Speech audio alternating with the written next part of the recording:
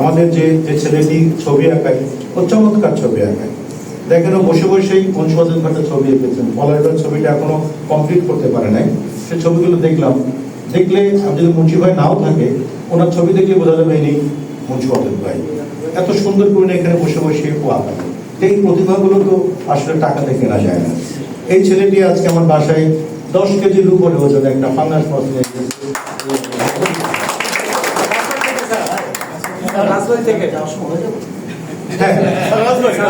রাজবাড়ি থেকে ও মাছটা ধরার পরেও বলে, স্যার আমি যেহেতু আসবো, আমার মন থেকে চায় না যে এই মাছটা আমি একা খাই, আপনার জন্য নিয়ে এসেছি। আমি বকা দিয়েছি ওর সাথে আরো দুজন গেছিল।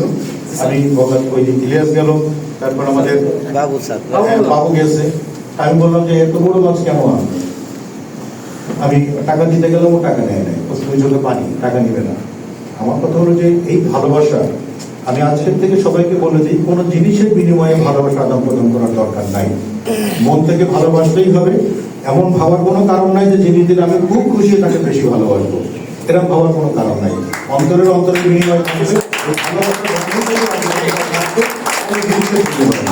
আমাদের ভালোবাসার মধ্যে কোনো খাদ নাই, ভালোবাসার মধ্যে কোনো গলত নাই, একদম নিঃস্বার্থ ভালোবাসা যাকে বলে, সেটা মনিকার সংসদ, সঙ্গের মধ্যে সেটা। আজকে দেখেন অনেক বছর ছেলে মেয়ে এখানে আসছে। দেখেন এক মুরব্বী দেখেন চুলে পাক ধরেছে, মাথায় টুপি দিয়েছে, উনি নামাজ পড়েন 5 ওয়াক্ত। আমি বিশ্বাস করি, কারণ উনি প্যান্ট গুটিয়ে আছেন, ধর্মীয় মতে হাঁটুর নিচে এর নিচে কাপড়টা যায় না, কেন নামাজ পড়া হবে। পাশে আরেকজন রয়েছেন আপনাদের থেকে বয়সে বেশি, তাদের মতো মানুষের কিন্তু আপনাদের কাছে আসছে। কেন আসছে? আপনাদের কর্মকর্তাদের তারা পছন্দ করেছে, যার কারণে ওদের খোঁজ দেবেন, দেখবেন আরো অনেক মুরব্বীরা আসবে। আমার কাছে এমনও খবর আছে, ফোন করে কাঁদে অনেক বৃদ্ধ মহিলারা, অনেক বয়স্ক লোকজন, তারা ফোন করে কাঁদে যে ভাড়া গ্রামীণ মানুষ কান্দিতে মন আশেপাশে গান শুনে তারা কাঁদে। দমে দমে 40 বার ভাবর এমনকে তোমার গান শুনলে কাঁদে। সাদা কাপড় পরলে যেমন মনটা সাদা হয় না, খ্রিস্টান হলে কপিনে, মুসলিম হলে কাপড়ে, এই সমস্ত গান শুনে তারা কাঁদে। কারণ আমরা এমন সৃষ্টি বিট্টনবার হাত দিয়ে বা অন্যান্য মানুষের হাত দিয়ে, মুন্সি ভাইয়ের হাত দিয়ে, আমাদের মঞ্চুর মিডিয়ার হাতে এমনও সৃষ্টি হয়েছে, পলাশ ভাইয়ের মুখ থেকে এমনও গান বেরিয়েছে, মা তুমি আমার আগে যেও না মরে। এই সমস্ত গান মরে যাওয়ার জন্য নাই, যুগে যুগে বাঁচিয়ে রাখার জন্য সমস্ত গান সৃষ্টি হয়েছে। আর সৃষ্টি কখনো ক্ষণস্থায়ী হয় না। যদি সৃষ্টি সবসময় যদি আধুনিক হয়, সেটি হয় সারা জীবনে।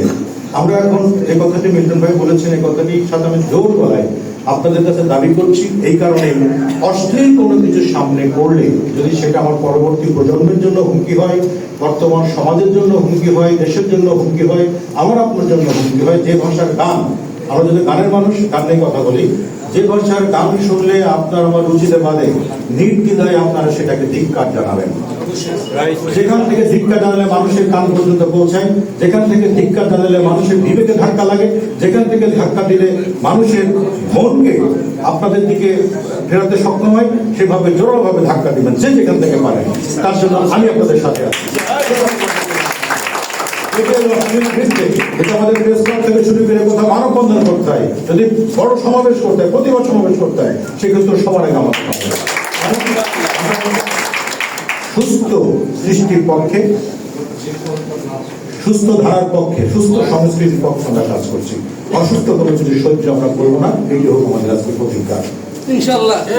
এই ছেলেটি 500টার উপরে ওর গুলি আছে। ওই যে ছেলে নাসিদমের দিকে এই আন্দোলনে ওর পায়ে 500টার উপরে ওর সরকার লেগেছে পায়ে, এখন অসুস্থ অবস্থায়। এই আন্দোলন করতে গিয়ে ওর পায়ে লেগেছে, এখন সে পঙ্গু অবস্থায় আছে। আমরা তার জন্য দোয়া করি, এই দেশের জন্য, এই অসুস্থ পরিবেশকে, ফ্যাসিবাদী সরকারকে তারা ক্ষমতাচ্যুত করার জন্য যে প্রাণ দেওয়ার চেষ্টা করেছে। আমার এই ছেলেটি সারাক্ষণ মাঠে থাকবে, কখনো বাসায় রাখতে পারি নাই, মাথায় পতাকা বেঁধে ছোট লাঠি থেকে চলে দিত।